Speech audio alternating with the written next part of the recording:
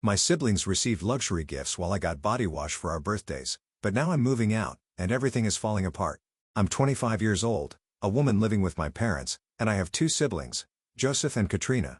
As the oldest, I was the first to start working. For a long time, it was just my father and me working to support the family. My mother was either sick or too tired to work. Over the years, I've noticed that her illness is self-inflicted. She prefers to sit on the couch all day watching TV and stuffing herself with food rather than working. I gave up trying to get her to start working a long time ago. My brother and sister started working shortly after finishing school. Unfortunately, they couldn't keep their jobs for long. My brother was a thief, and my sister blamed her mental health for not being able to do her job. The brief financial relief we had when they started working didn't last long. Eventually, I had to take on extra shifts at work, knowing I couldn't count on them. I worked really hard to reach a better position in my company. Now I earn more money than most people my age. Many people congratulate me on my success, but I feel like an imposter. When I look back, I really haven't done anything for myself. 70% of my salary goes to household bills, and I'm only left with 30. I can't do much with that amount each month other than cover my needs. On top of that, there's always some extra expense at the end of the month that I have to cover. I work so much that I'm barely home, and when I am, it's a nightmare. That's the problem. It's exhausting. But at least I get paid to do my job. At home, no one pays me to take care of the house. I have to clean, do laundry, wash the dishes, and make sure we have enough groceries. My mother and sister hardly do anything. My mother spends all day watching TV while my sister stays locked in her room all day. She only comes out to hang out with her friends and get into trouble. I can't ask my father or brother for help because they believe in gender roles. You know, that's the kind of family I come from. And although I don't agree with those ideas, I have no choice. I always believed I had no choice since I was living in their house. Every time I tried to speak out against them, my mother would tell me to find my own place. She knows I can't get my own place and keep supporting the family. She also knows that my heart is too soft to leave the family to fend for themselves, or at least that's what she thinks. You know, none of this is the reason I'm writing this post. It's also not the reason why I'm so frustrated. The reason I'm frustrated is that once again, my parents have proven that they love my siblings more than they love me. It was my birthday 2 days ago, and guess what I got as a gift? Body wash. Freaking body wash. You must be wondering why I sound so ungrateful for the gift. That's because last month was Katrina's birthday, and she got a huge surprise party that we couldn't afford. I had to take on extra consulting jobs to help pay for it. This was after my dad claimed he had money to pay for the party when I initially refused. After the party, he came to me with a sob story about how he had miscalculated. He also told me that he had borrowed from some very dangerous people and was afraid they would come and hurt us. Wanting to protect my family, I decided to pay for the party. I was extremely disappointed because they always do this. Whether it's holidays or birthdays, they always put more care into my siblings' gifts, not mine. This year, my brother got a new gaming console as a gift, while my sister got a voucher for the most expensive spa in our city. And me, I got body wash. After everything I've done for this family, is body wash all I deserve? I don't know why, but this time, I was offended, and I am. Every time they've done this, I found a way to get over it. I'd tell myself they didn't mean it. I told myself they loved and appreciated me. However, I think it's time I stopped telling myself lies. That body wash was the last straw. After receiving it, I exploded. I couldn't control myself. I had a huge lump in my throat and anger completely overwhelmed me. I asked them why I couldn't have a big party like Katrina or Joseph. All I got was body wash, not even a decent cake. My dad got upset instantly and asked why I was so ungrateful since I knew their financial situation. At that moment, I started laughing and asked him how he could say that with a straight face. He was the one who got into debt just to make sure Katrina had a memorable birthday party, but couldn't spend more than $20 on mine. I was getting tired of how they treated me differently. At that moment, I even had to ask if I was adopted. Is that why they treated me like a stranger? I work my hardest at my job, come home, and take care of everyone. And the only thing I get is body wash? They must be kidding. My mother started crying at that moment and said she hated it when I had these little outbursts. So it's okay for her to have emotions, but as soon as I dare to show mine, I'm inconsiderate of the family? That's exactly what I understood from her comment. She has hundreds of different moods throughout the day and we're supposed to accept them. But if I get upset over something valid, I'm called dramatic. Fine. I decided to stop arguing and went to my room. When they tried calling me, I pretended to be asleep. The whole time I sat there, I just thought, I felt so unhappy even though I keep myself busy all the time. When it's time to sleep, I can't. My thoughts revolve around how unhappy I am. Most people my age are buying their first car. Some are getting married or even buying houses. I see some of them at the company doing exactly that, and even though they earn less than me, I feel jealous. Despite being ahead in my career, I'm so far behind in life. I have nothing of my own in this world, and I have no purpose. The only purpose I have is to serve these ungrateful people. Now that I think about it, how did I let them treat me this way? It's been happening for so long that I didn't even realize they were using me. My feelings about this have become very clear because of the incident with my birthday gift. Now I realize I don't want things to stay like this forever. You know, something has to change. I feel like I'm not doing anything with my life, and I want to know what I can do to change everything, to have a purpose of my own. Update 1. I did it 2 months since my original post, and I've moved out. I can't believe that just 2 months after the birthday incident, I finally moved out. My apartment is very small and barely has anything in it, but at least it's mine. Want to know the first thing I did as soon as I finished moving? I relaxed on my bed for hours with no one calling me to fix any little problem. It was a strange feeling. I never knew just lying in a bed could be so cathartic. You're probably wondering how I managed to move, especially with such a controlling family. It wasn't easy, but I did it. First, I followed their advice and started setting boundaries.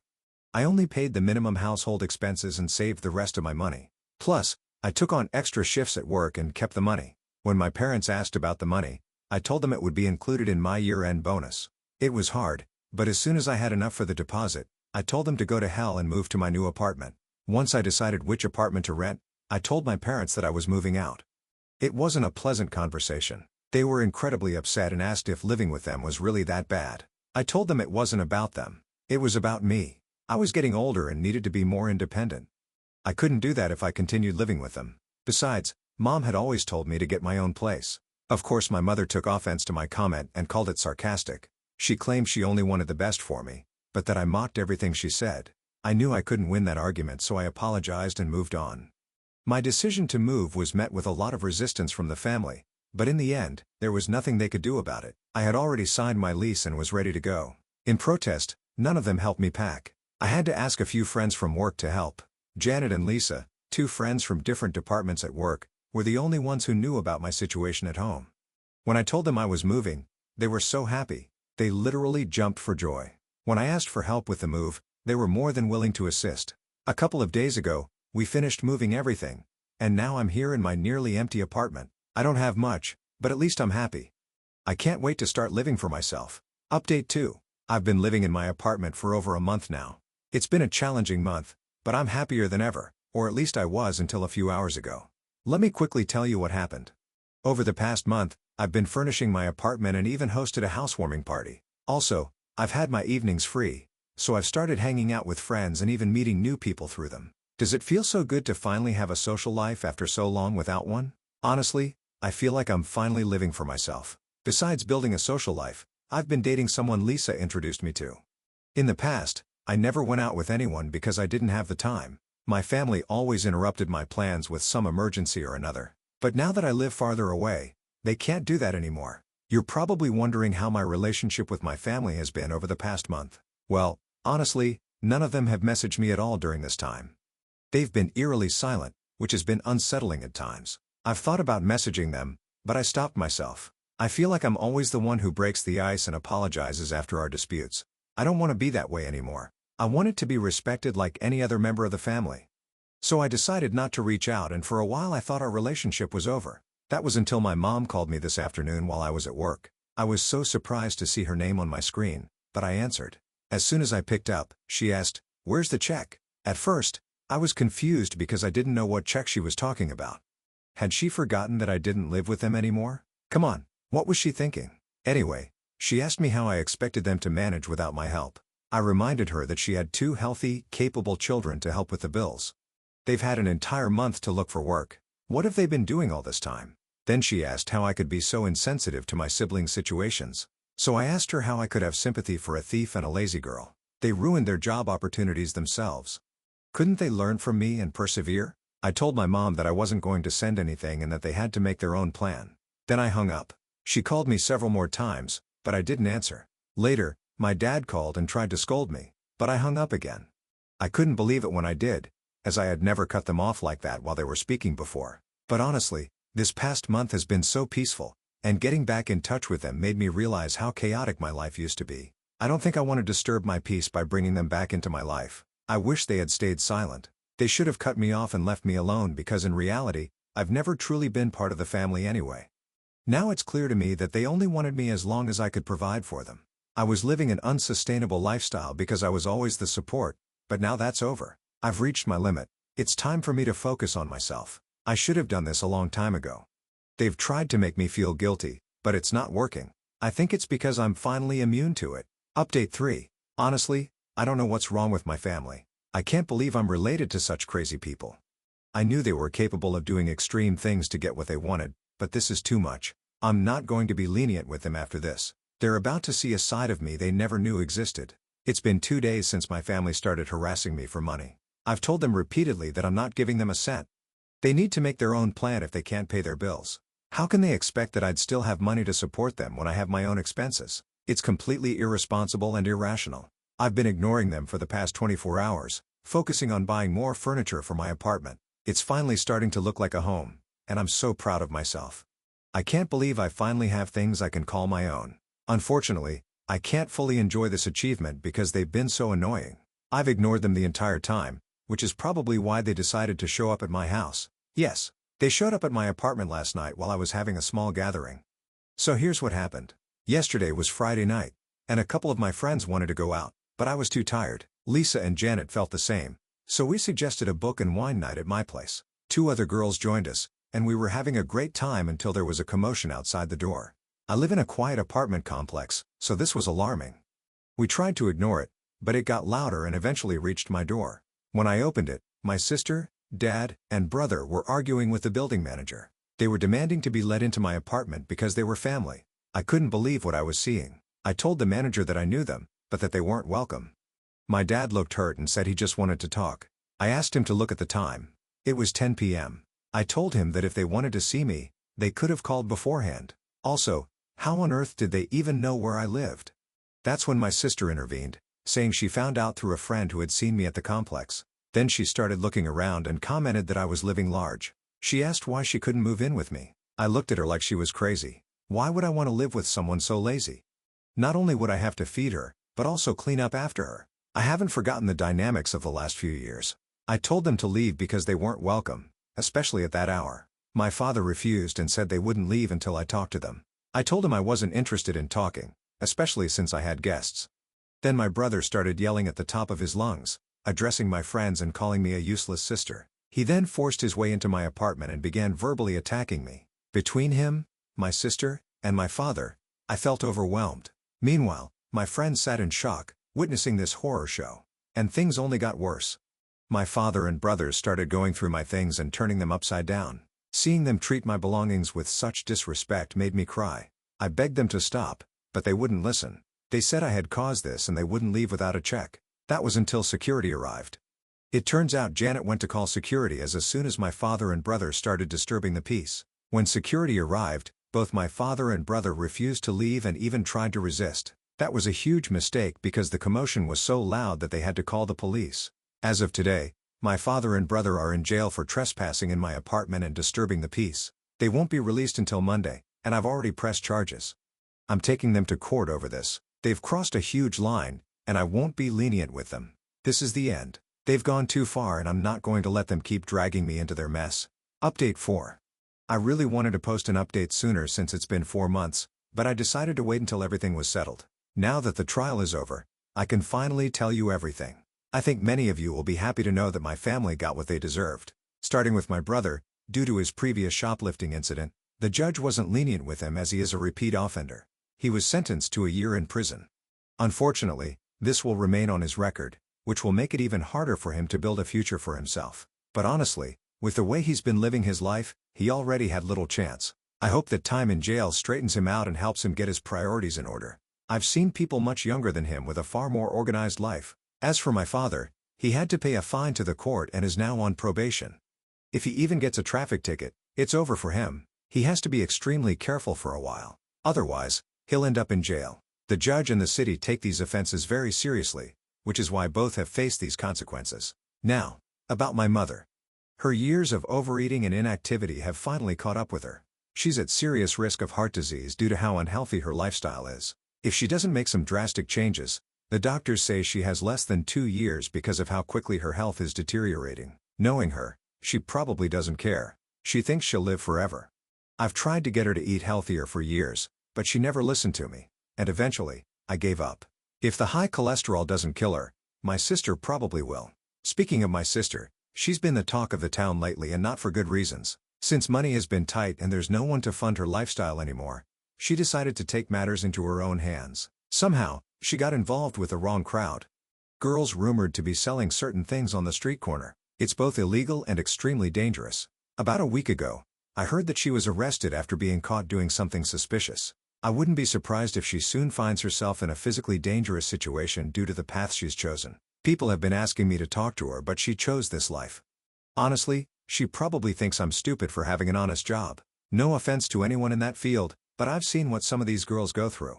There's no happy ending in sight for her, just substance abuse, more jail time, and dangerous situations. Since Katrina started down this path, my mom has collapsed several times from the stress, but Katrina still lives with our parents. So in a way, they're enabling her behavior by letting her stay there. Even though she's making money, she's clearly not using it responsibly or paying the bills. You're probably wondering how I know all this. I found out through a reliable source. Apparently, my parents are now receiving food stamps, and my dad's work hours have been reduced. So he spends most of his time at home with my mom and Katrina. I can only imagine the hunger they must be feeling in that house now, but that's not all for them, because on top of this whole situation they're living in, they still have to pay for the damages they caused to my apartment. I was able to recover the things they destroyed, but they still have to pay the money the judge ordered.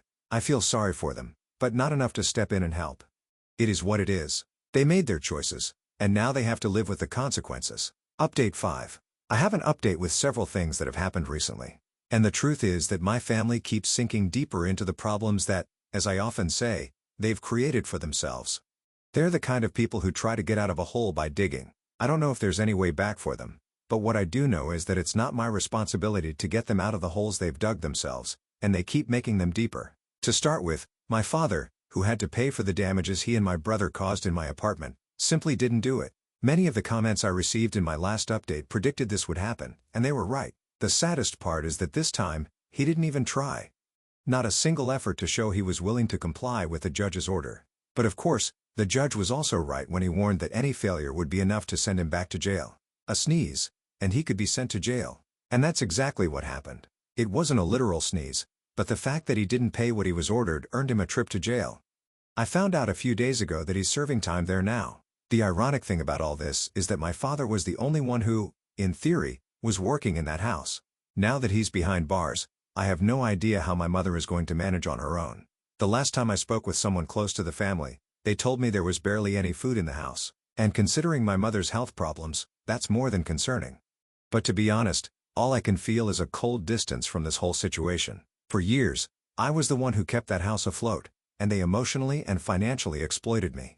Now they're facing the consequences of their own irresponsibility. My mother, on top of it all, is alone in the house. Not only because my father is in jail, but also because now my brother and sister are behind bars as well. My brother had already been in jail for a while, as you'll remember, but now my sister has joined him.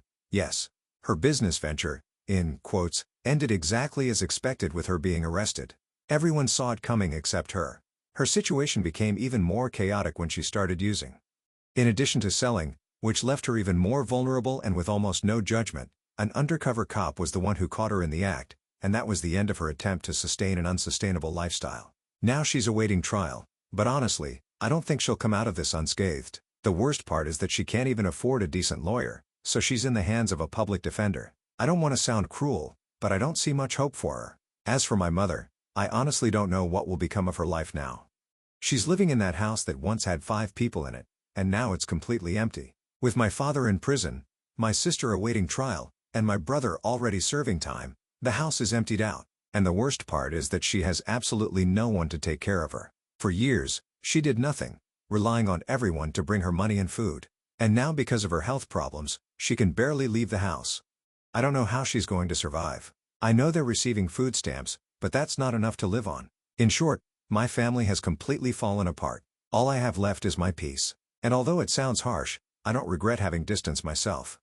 Update 6. I feel bad for being the bearer of bad news, but at least it's no longer my bad news. It's my family's. And although everything happening is a kind of slow-motion tragedy, I can't help but feel a sense of relief at not being directly involved in this disaster. To start, I've finally recovered my money. It wasn't an easy process. And as expected, my father didn't have the means to pay me. The only reason he finally did was because my mother had to take out a loan to get him out of jail. The fact that my father was in jail for contempt complicated everything even more. But in the end, after much effort, she got the money. It wasn't her own initiative, of course, but my mother's desperation to get my father out of jail. But my father being out of jail is perhaps the only positive thing in this whole situation. During all this time, my mother had been living with a relative while trying to solve my father's legal problem. She left the house for a long time, and as expected, the house was left alone. Now, the neighborhood we lived in was never the best, especially for leaving a house unsupervised. Apparently, it's been vandalized and completely looted. The most disturbing part is that from what I've been told, there are people living there now. People who, from what I understand, could be former clients of my sister. The fact that there are people squatting in the house is just the beginning of the problem. Even if my parents manage to evict them, which I doubt will be easy, I don't know if you could even call what's left a house.